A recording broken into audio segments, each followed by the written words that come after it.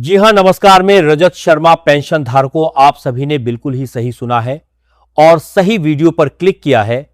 आप सभी के लिए बहुत ही बड़ी और इंपॉर्टेंट खबरें निकलकर सामने आ चुकी हैं। जी हां दोस्तों, पेंशन पर संसद से बहुत बड़ी खबर निकलकर सामने आ चुकी है। ईपीएस 95 पर सरकार का नया फैसला, 7,500 प्लस डीए पर बड़ा संकेत, पेंशनर्स के लिए बताई जा रही है बहुत ही बड़ी राहत। तो आखिरकार ईपीएस 95 पेंशन को लेकर शानदार अपडेट आई है कि ईपीएस पेंशन पर अब जो है नई चर्चा हो रही है। क्या न्यूनतम पेंशन जो है वह 7,500 प्लस डीए जो है आप सभी के लिए हो सकती है? इसको लेकर बहुत बड़ा फैसला निकलकर सामने आ चुका है। तो इसके बारे में दोस्तों आज इस वीडियो के अंदर बात की जाएगी और इसी के साथ यहां पर हम बात करने वाले हैं अगली बड़ी खबर को लेकर, जो कि यहां पर आप सभी के लिए निकलकर सामने आ चुकी है। लोकसभा में श्रम मंत्री ने 10% ब्याज पर साफ कर दी है। स्थिति ईपीएफ को लेकर आई है शानदार अपडेट। तो इसके बारे में भी आज इस वीडियो के अंदर बात करेंगे और साथ ही में आप सभी को बताएंगे मध्य प्रदेश से बहुत बड़ी खबर आप सभी के लिए निकल कर आ चुकी है। एमपी में 12 लाख कर्मचारियों का 3% डी और डीआर बढ़ा। जी हां दोस्तों, 4,230 तक बढ़ेगा आप सभी का वेतन। एरियर आप सभी को 6 किस्तों में मिलेगा, जो कि मई से मिलने वाली है आप सभी को बढ़ी हुई सैलरी का लाभ। तो आखिरकार दोस्तों, मध्य प्रदेश के 12 लाख कर्मचारियों के लिए 3% डी और डीआर किस तरीके से बढ़ा है और इसको लेकर कौन सी बड़ी अपडेट निकलकर सामने आई है, इसकी भी चर्चा आज इस वीडियो के अंदर करेंगे। इसलिए आप सभी पेंशन धारकों से निवेदन करते हैं कि दोस्तों आज की इस वीडियो को आप शुरुआत से लगाकर लास्ट तक, एंड तक पूरा जरूर देखिएगा और इसके साथ हमारे चैनल पर नए हैं तो चैनल को सब्सक्राइब कर दीजिएगा और इस वीडियो को लाइक करके अपने पेंशन धारक मित्र दोस्तों और फैमिली मेंबर्स में भी शेयर जरूर कर दीजिएगा। तो चलिए बिना किसी देरी किए जानते हैं ईपीएस 95 पेंशन को लेकर पहली बड़े अपडेट के बारे में, जो कि ईपीएस पेंशन पर अब नई चर्चा होनी शुरू हो चुकी है, जिसमें न्यूनतम पेंशन 7,500 प्लस डीए को लेकर बड़ा फैसला हो सकता है। तो इसके बारे में चलिए आप सभी को संपूर्ण जानकारी विस्तार से बताते हैं। दोस्तों, देश भर में कर्मचारी पेंशन योजना को लेकर एक बार फिर चर्चा तय हो गई है। लाखों पेंशनर्स लंबे समय से न्यूनतम पेंशन बढ़ाने की मांग कर रहे हैं। वर्तमान में कई पेंशन धारकों को लगभग 1,000 या उससे थोड़ी अधिक राशि मिलती है, जिससे बढ़ती जार बार परसेंटी बढ़ती बार पर परसेंट महंगाई के दौर में जीवन यापन करना कठिन हो गया है। हाल ही के दिनों में यह चर्चा तेज हुई है कि न्यूनतम पेंशन को 7,500 प्रतिमाह और महंगाई भत्ता यानी कि डीए जोड़ने पर विचार जो है वह किया जा रहा है। हालांकि इस संबंध में अभी तक कोई भी आधिकारिक अधिसूचना जो है वह जारी नहीं की गई है।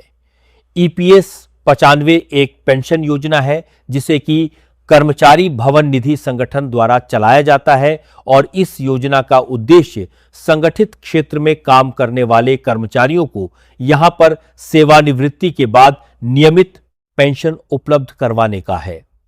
इस योजना के अंतर्गत कर्मचारी और नियोक्ता के योगदान का एक हिस्सा पेंशन फंड में जमा किया जाता है, जिसके आधार पर ही सेवानिवृत्ति के बाद पेंशन का निर्धारण किया जाता है। तो ईपीएस 95 पेंशनर्स जो है वह लंबे समय से इनकी मांगे उठा रहे हैं, जिसमें न्यूनतम पेंशन 7,500 प्रतिमाह की जाए, पेंशनर्स को महंगाई भत्ता यानी कि डीए से जोड़ा जाए, वहीं चिकित्सा सुविधा उपलब्ध करवाई जाए और समय समय पर पेंशन की समीक्षा जो है आप सभी के लिए की जाए। पेंशनर्स का कहना है कि वर्तमान न्यूनतम पेंशन महंगाई के हिसाब से बहुत कम है और इसे सम्मानजनक जीवन जीना बेहद ही ज्यादा मुश्किल है। वहीं हालिया बैठकों और चर्चाओं से आप सभी के लिए बहुत बड़ी खबरें निकलकर सामने आई है। मीडिया रिपोर्ट और विभिन्न सूत्रों के अनुसार बजट से पहले उच्च स्तर पर कई बैठकों की चर्चा जो है वह सामने आई है, जिसमें पेंशनर्स के मुद्दों पर विचार की यहां पर जो है बात कही जा रही है। हालांकि इन बैठकों के बारे में आधिकारिक पुष्टि जो है अभी तक नहीं की गई है।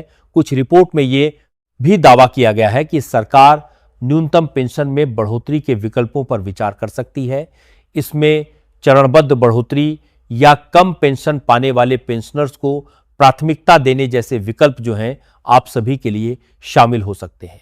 वही बात करेंगे आंदोलन और नेतृत्व को लेकर।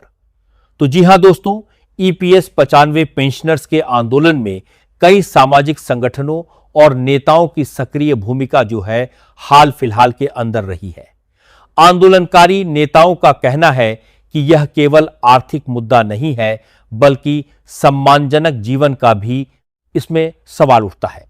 पेंशनर्स का तर्क है कि उन्हें दशकों तक देश के उद्योगों और संस्थानों के अंदर काम किया है, इसीलिए सेवानिवृत्ति के बाद न्यूनतम सामाजिक सुरक्षा मिलनी उनके लिए अति आवश्यक हो गई है।